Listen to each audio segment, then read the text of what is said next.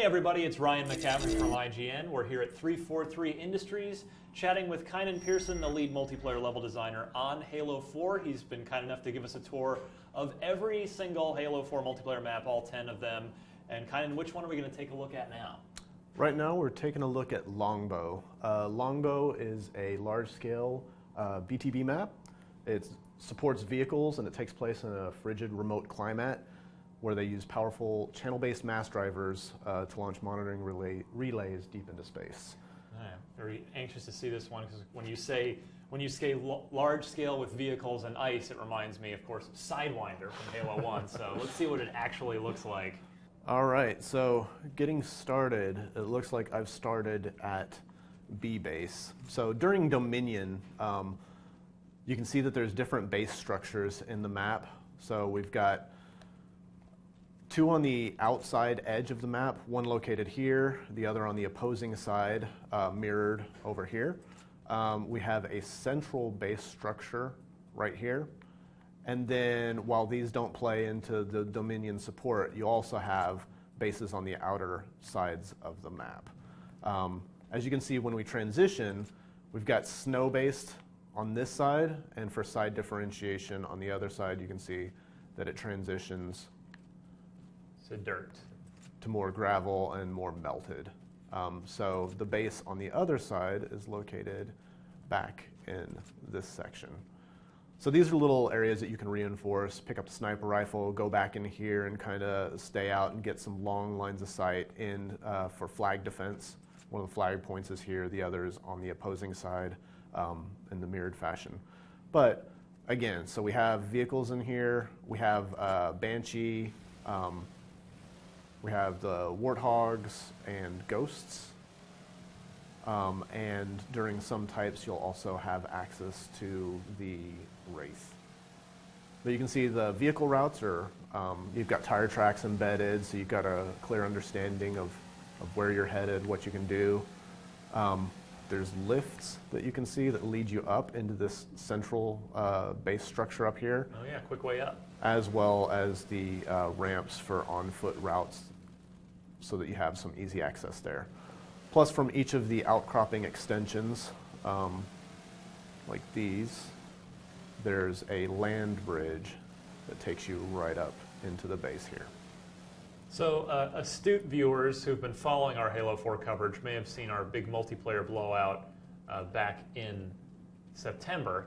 And if they watched that, they saw this map being played with the Dominion, one of the new game modes. Can you kind of talk us through how Dominion works and as it pertains specifically to this map, to Longbow? Yeah, so on Longbow, when you're playing Dominion, there's three bases that are active, A, B, and C. And as you take a base, there's a terminal on the inside of the base that you would move to. And right here, the terminal would be located here. You hold X, and that starts the process for taking the base. Once the timer has gone down, the base will be in your team's control. And as the base is in your team's control, there's a timer that counts down to the base reinforcements and for resupply.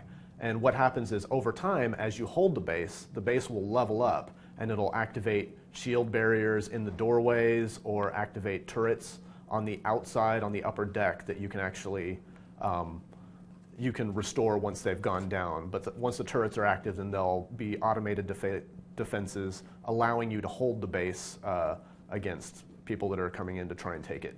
In addition, for the base leveling up, you'll have things like vehicle spawns that activate. So here's where the Banshee would show up. Ah, okay. And then on the outside, you'd get access to Ghosts.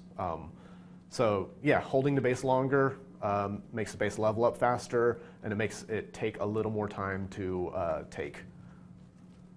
If you control all three of the bases simultaneously, it puts the opposing team into last stand. And what last stand is it prevents them from respawning if they die, but it gives them all overshields to kind of give them a little boost towards taking another base. Interesting. If you kill everybody in last stand, then you win the mode without having to just basically gain points by holding the bases. So this is one of the other bases, the smaller scale bases. and you can see that there's little routes on the outside. There's also a vehicle route on the backside, which is wide enough to kind of take a race back, but it also gives you an alt route to travel from one of the lower bases to the other. In some modes, we have some of the routes cut off, but you can see here that there's actually this little structure that gives you an interconnect that also cuts through the big kind of cliff area right here. So there's a lot of ground to cover here. What armor abilities might be beneficial to this map? Well, vehicles definitely help you cover a lot of ground.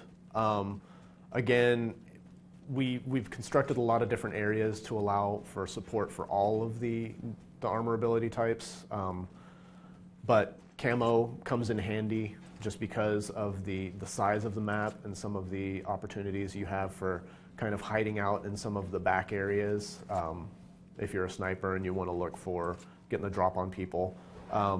Jetpack can assist, though we've made some really easy routes to get up and down, and the vehicles also help you cover just as much ground.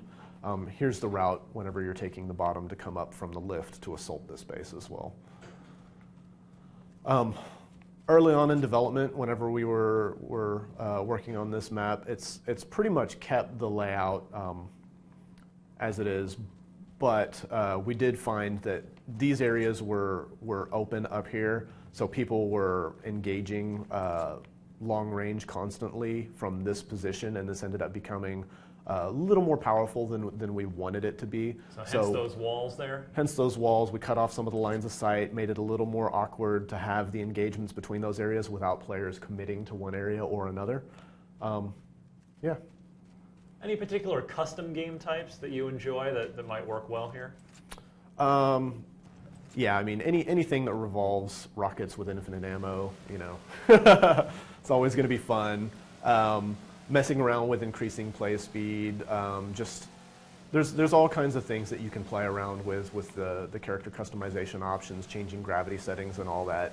So any large scale map is going to leave you ample opportunity to kind of do a little more dramatic movement shifts or adjusting the player package a little more. And this could be a good map once you attain your specialization. If you were playing with the wheelman specialization, you could earn some points in here by driving the Warthog around. Absolutely, that's a great point. This is a great map for driving the Warthog and just being a gunner. It's music to my ears. Well, that is Longbow. And for more on all 10 Halo 4 multiplayer maps, we've got tours of them all. Keep it locked right here to IGN.